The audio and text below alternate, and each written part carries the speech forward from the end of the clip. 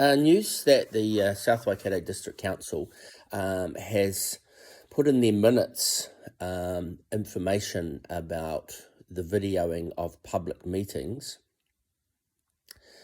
is something that needs to be raised at a community board forum. The concept of going into public excluded, of kicking the media and the public out, needs to be expressed. The 24,000 people of South Waikato District are represented, 6 councillors for the Tokoroa ward, 3 for the Bataru ward and 1 for the Tirau ward, and then the mayor's elected at large. So those are representatives for 24,000 people. The community has every right, 24,000 people have every right to see and know what decisions they, the 24,000 people, are making. It is not that 10 elected members can pick and choose who gets to know and who does not get to know that information.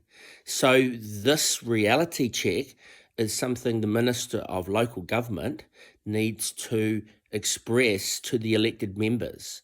Now, my feeling is the local government minister would do well to go through and say 1/3 of elected members fail the test of understanding that and then are removed, and by-elections are held with the express ability to re-elect members who understand that.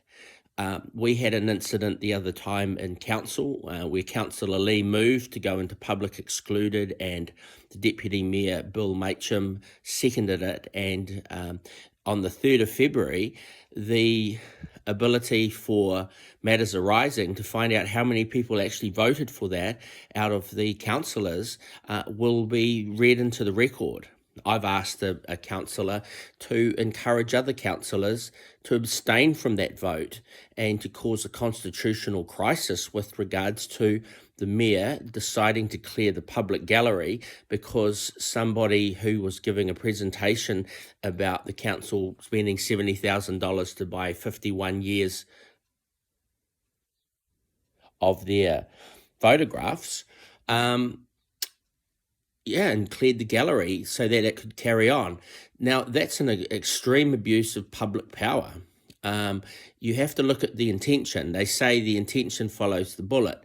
So even if they were trying to listen to a person who didn't want the video being continued, then you can't just clear the gallery of the public to then allow that person to carry on with and use it to turn off a video camera.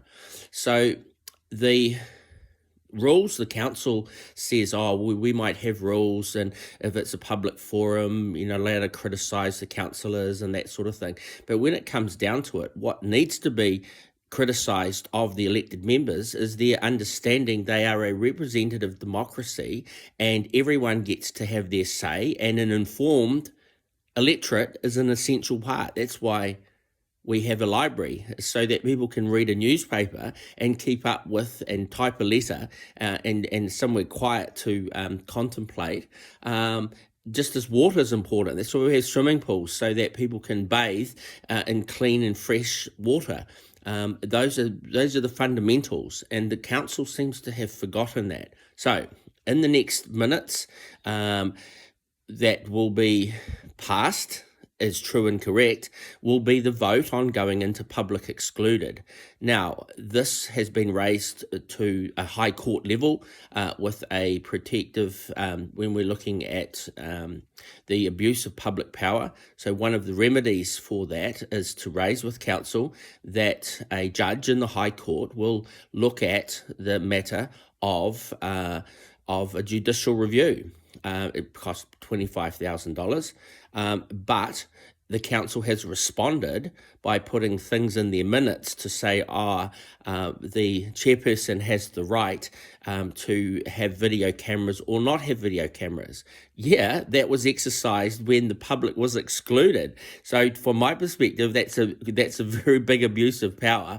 And the person who was giving a presentation was presenting to the representatives and then broke protocol and talked to me directly in the public gallery, bypassing the chairperson. Who should get kicked out? That person, for causing disorder in the chambers.